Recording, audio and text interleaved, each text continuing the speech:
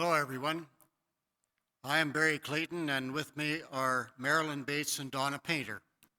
We are here to talk with you about some proposed changes at McDougall. 11 months ago, the world around us and our lifestyle changed with the arrival of COVID-19 pandemic. This change caused many changes in our life. All individuals, all businesses, all institutions have been affected. Some devastated by the lockdowns, some busier than ever, and some making radical changes and surviving. McDougall Church was caught up in this as well, with your leadership council deciding early on to close the building to most activities. We adapted to using electronic devices much more than most of us had ever experienced, with worship and funeral services recorded or live streamed online, Zoom meetings, some Zoom social events, and many more email and telephone calls to keep in touch. As you know, not all churches were willing or able to adapt. Those of us in the leadership roles commend the congregation for a willingness to embrace these changes and to support these new ventures with participation online, with your continued strong financial support, and the many emails and phone calls of moral support. And those have really been important to us who are here with no one in the sanctuary. It's nice to know somebody's on the other side of the camera watching. Similarly, our staff are to be commended for pivoting in their jobs to do things differently. The in-person events, of course, had to be canceled, but innovative ways were found to provide spiritual nurture, to meet with those in need, to join in music, to hand out food, to collect bottles, and generally to make a difference in our world. We are proud of the work of our devoted staff and bless them for their passion and dedication. Last fall, about the same time as the Stewardship Financial Campaign was on, your leadership council appointed a group of 7 members to think about what our congregation, our programs, and staff might look like after the pandemic was over. And in fact, what we need to do while the pandemic restrictions are still in place. The 3 of us here today are part of that group tasked with developing a plan for the next 2 years, considering programs and services we could provide under evolving conditions, financial considerations, and staff adjustments that may be necessary. As with most churches and businesses, the federal wage subsidies and grants enabled us to retain all our staff at pre-COVID hours, with the exception of the caretaker who had little to do when the building was essentially closed. Closure of the building has severely affected rental income, with groups and concerts not able to meet, and with the Janus lease expiring, we were not able to replace that tenant. We thus find ourselves at a place where we need to make hard choices. The challenges did not all just happen a year ago.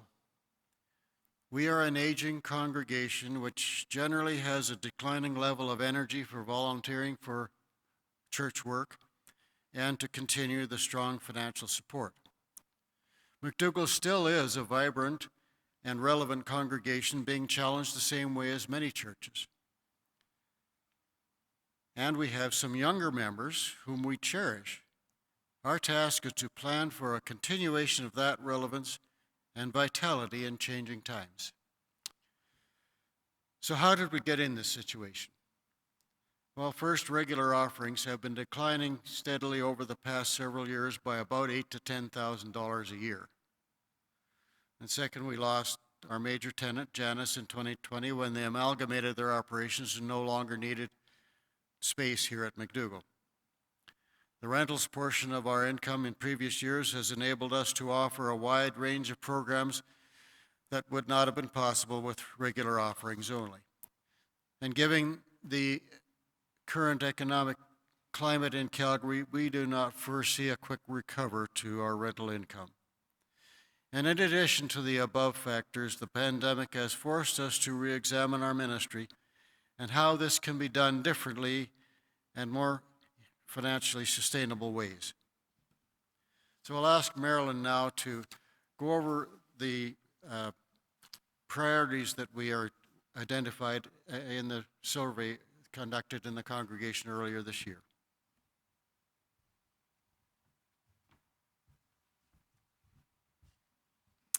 Hello, everyone. Key priorities was a component of our plan for a sustainable future at McDougall United, and a large part of that was congregational input.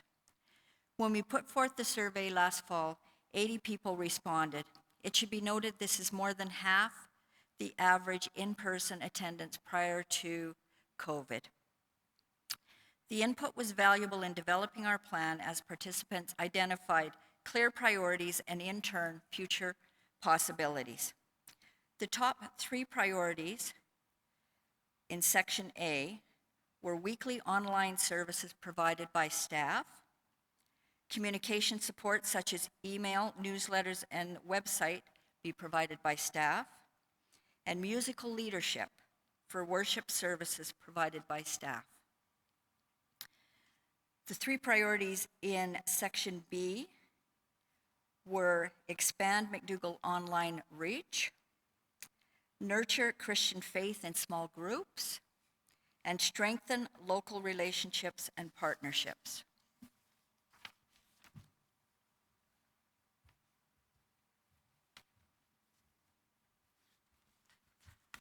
Thank you.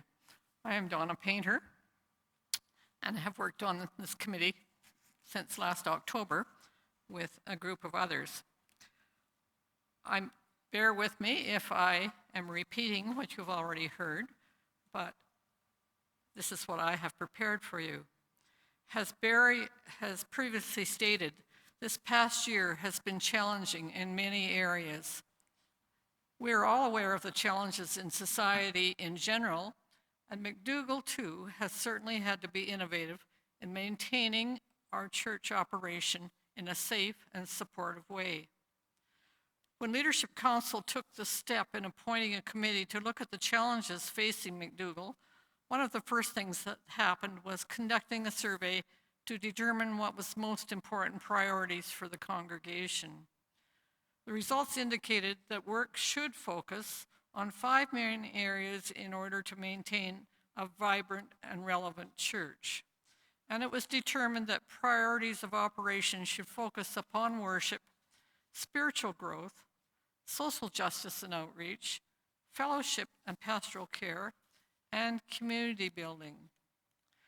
To achieve these goals, it became clear that we will have to make changes in order that our operation is sustainable. Included in that change will be a return to an even greater role and need for volunteer leadership versus paid staffing. Having said that, we have high praise for our staff and existing volunteers.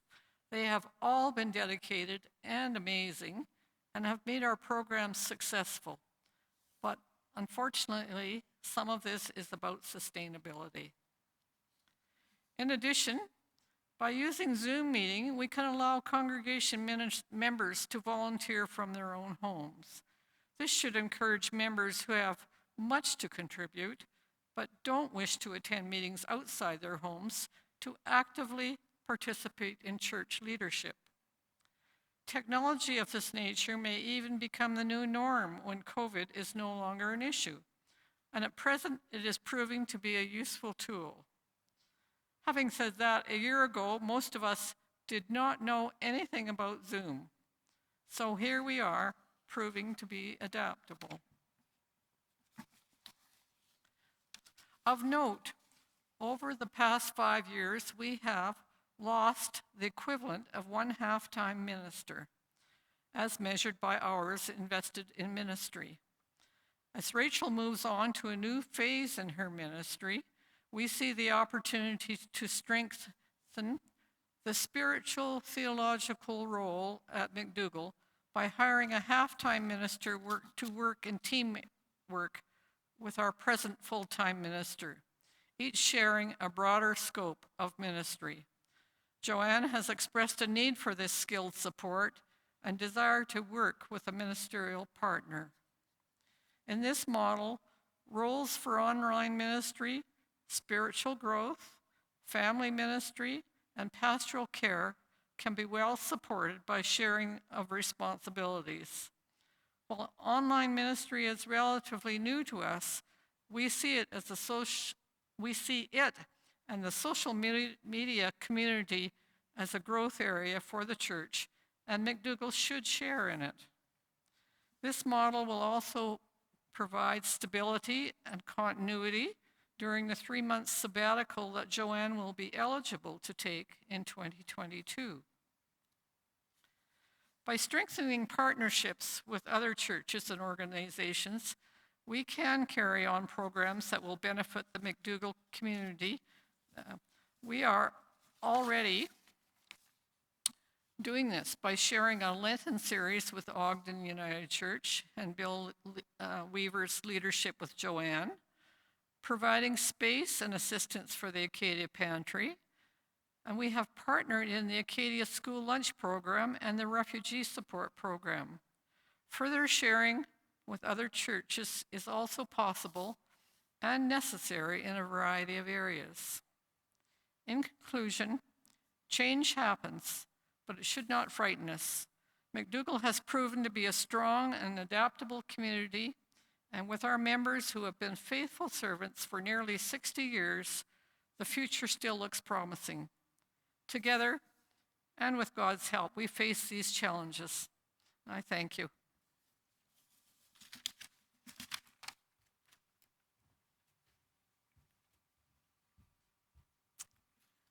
The next section that I want to speak to is alignment to the proposed plan. As we move forward, how does the 2-year plan align with priorities of the congregation? I will share highlights which include but are not limited to. Peggy Jorgensen has begun the process required to fill our pastoral care, which will be vacant July 1st, 2021. Joanne will continue to collaborate with Bill Weaver from Ogden United. We expand our collaboration with other churches to engage their volunteers on outreach programs such as Right Relations. Joanne Anquist is reviewing Messy Church, Sunday morning children's program, and youth program. Pastoral care will facilitate the creation of small groups to nurture Christian faith. Small groups such as book study have continued using technology to maintain pre-COVID relationships.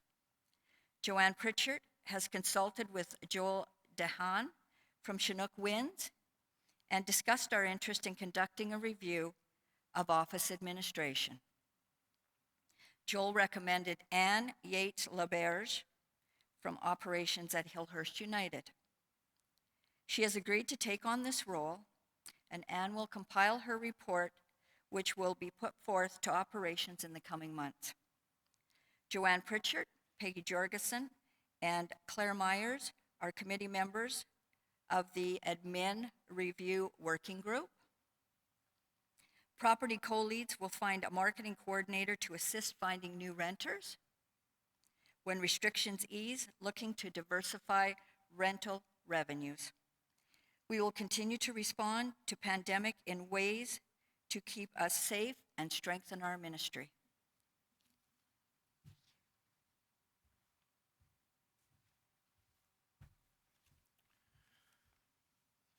So during this process over the past 3 months, 3 concerns have been identified.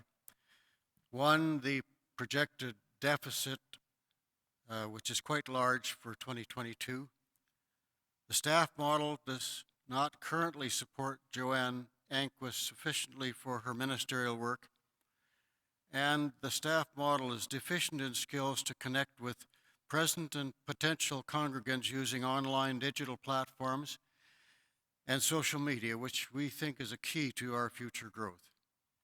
So in consultation with several in the leadership group, our treasurer, Karen Chow, prepared a draft 2021 budget and a forecast for 2022, assuming no changes to the current program and staff model. This shows a balanced budget at the end of 2021 due to the $60,000 400 surplus carried forward from 2020.